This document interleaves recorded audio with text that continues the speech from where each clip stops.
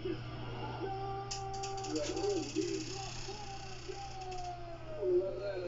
afición de Ghana no podía creer lo que estaba pasando. Él falló el penal y Suárez lo celebró como si fuera un gol uruguayo. Perdieron la increíble oportunidad de terminar el partido. Ahora todo se definiría en los penales. El portero Muslera contra Kinson. Bien, Forlán. Uruguay al frente. Ahora el propio jugador que falló el penalti antes fue a cobrar nuevamente.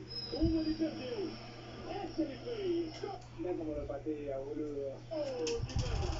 Ahora se acertó. Entonces continuaron.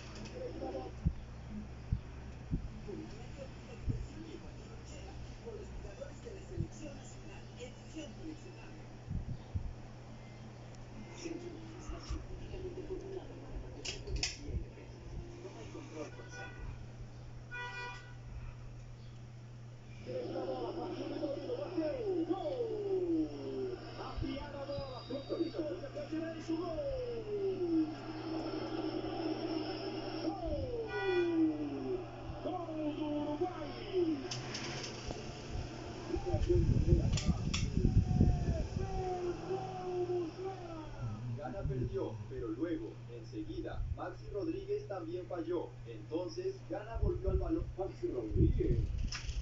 No Maxi Pereira, Luego, enseguida, Maxi Rodríguez también falló. Entonces, Ghana volvió al balón otra vez.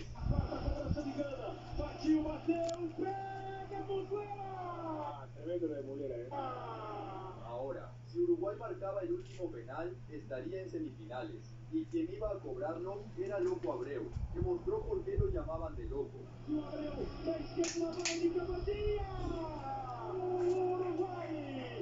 Y la picó el Loco Abreu, boludo. La picó y Uruguay a semifinales del mundo. Uruguay confirma que va a jugar los 7 partidos del Mundial.